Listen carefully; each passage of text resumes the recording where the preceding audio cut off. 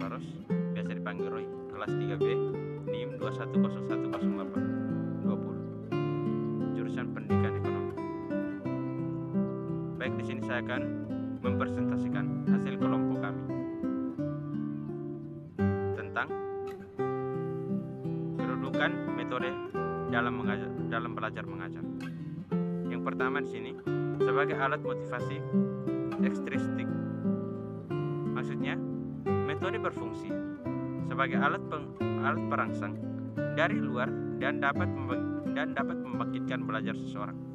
Yang kedua, sebagai strategi pengajaran. Maksudnya, metode berfungsi sebagai strategi pengajaran agar anak didik dapat belajar secara efektif sehingga mencapai tujuan yang diharapkan. Yang ketiga, sebagai alat untuk mencapai tujuan. Maksudnya, metode merupakan salah satu komponen yang diperlukan untuk mencapai tujuan, atau dengan kata lain, metode merupakan pelicin jalan pengajaran menuju tujuan. B. Pemilihan dan penuntun metode. Yang pertama, nilai strategi metode.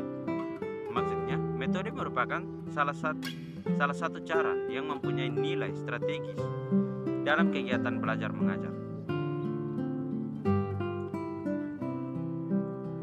Yang kedua, efektivitas penggunaan metode. Maksudnya, penggunaan metode dapat terjadi bila kesesuaian antara metode dengan semua komponen pengajaran yang telah diprogramkan dalam suatu pengajaran sebagai persiapan tertulis. Yang ketiga, pentingnya memilih dan menentukan metode. Maksudnya, salah satu kegiatan yang harus guru lakukan adalah melakukan pemilihan dan penentuan metode untuk mencapai tujuan pengajaran. Yang keempat, faktor-faktor yang mempengaruhi pemilihan metode. Maksudnya adalah pemilihan dan penentuan metode dipengaruhi oleh beberapa faktor antara lain.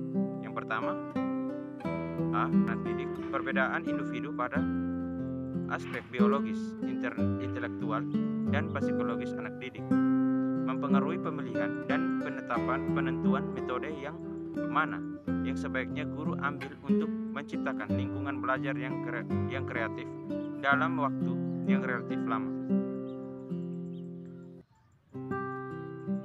B. Tujuan. Tujuan adalah sasaran yang dituju dari setiap kegiatan belajar mengajar. Tujuan pembelajaran yang dikenal ada dua, yaitu tujuan instruksional umum dan tujuan instruksional khusus. Metode harus tunduk pada tujuan dan bukan sebaliknya. C. Situasi kegiatan belajar mengajar yang guru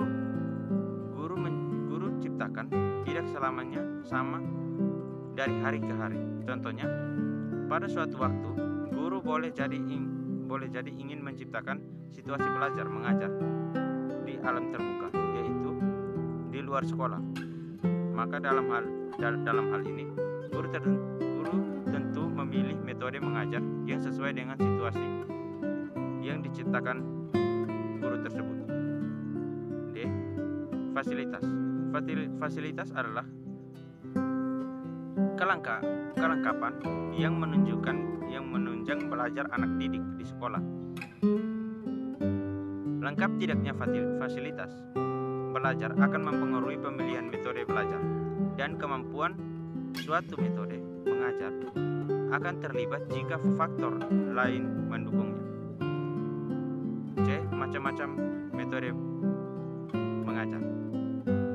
Yang pertama di sini ada metode proyek, yaitu cara menyajikan pelajaran yang bertitik tolak di suatu masalah, kemudian dibahas dari berbagai segi yang berhubungan sehingga pemecahan secara keseluruhan dan bermakna. Yang kedua, ada metode eksperimen atau pencobaan, yaitu cara menyajikan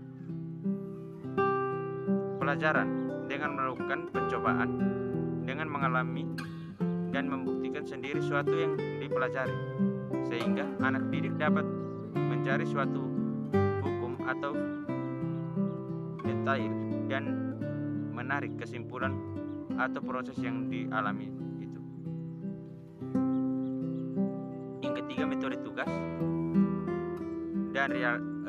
dan resitasi, yaitu metode penyajian bahan di mana guru memberikan tugas tertentu agar siswa melakukan kegiatan belajar. Contoh, tugas meneliti, tugas menyusun laporan, tugas monitoring, tugas laboratorium. Adapun langkah-langkah dan dalam memberikan resitasi. Yang pertama, fase memberikan tugas yang terdiri dari mempertimbangkan tujuan, jenis, tugas jelas, tepat dan dimengerti sesuai dengan kemampuan siswa. Ada petunjuk atau sumber yang dapat membantu sedianya waktu. B. Fase langkah pelaksanaan tugas yang berdiri dari diberikan bimbingan oleh guru, diberikan dorongan sehingga anak mau bekerja, diusahakan sendiri oleh siswa, tidak menyuruh orang lain. Dianjurkan agar siswa mencatat hasil-hasil yang diperoleh. C. Fase mempertanggungjawabkan tugas yang terdiri dari laporan siswa, baik lisan maupun tulisan. Terlihat apa yang telah ia kerjakan. Ada tanya jawab, diskusi di kelas, penilaian hasil pekerjaan siswa, baik tes atau non-tes.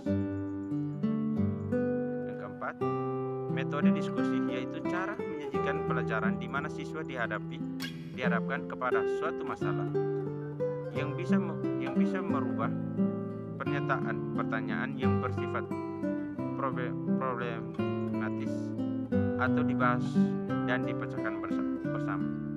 Yang kelima, metode sosial drama, yaitu mendramatisasikan tingkah laku dan hubungan dengan masalah sosial. Tujuan yang diharapkan adalah agar siswa dapat menghayati dan menghargai perasaan orang lain, dan dapat belajar membagi tanggung jawab, dapat mengambil keputusan secara spontan, merangsang kelas untuk berpikir dan memecahkan masalah.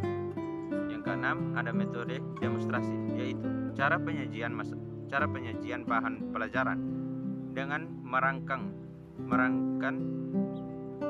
atau mempertunjukkan kepada siswa suatu proses, situasi atau benda tertentu yang sedang dipelajari, baik sebenarnya atau ditiru, yang sering disertai dengan penjelasan lisan.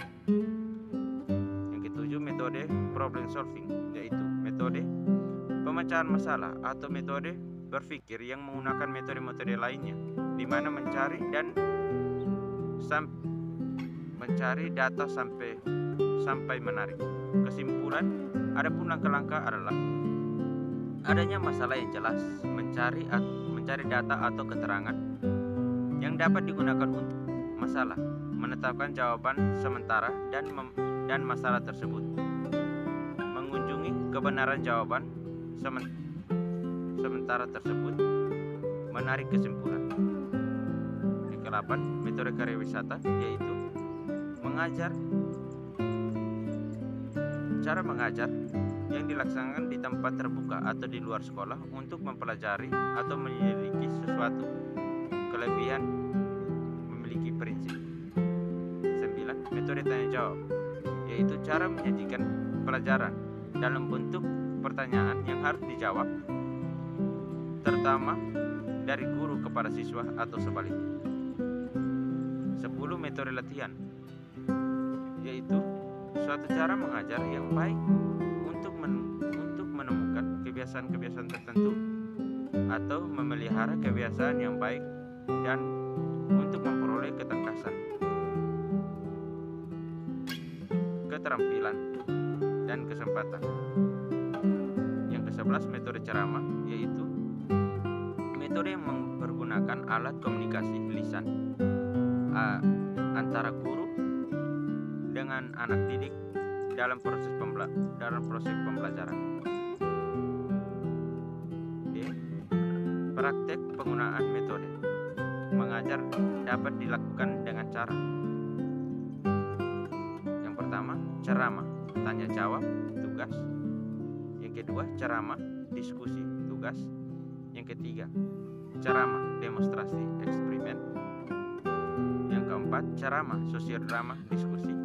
Yang kelima, ceramah, problem solving, tugas. Yang keenam, ceramah, demonstrasi, latihan. Sekian hasil presentasi saya.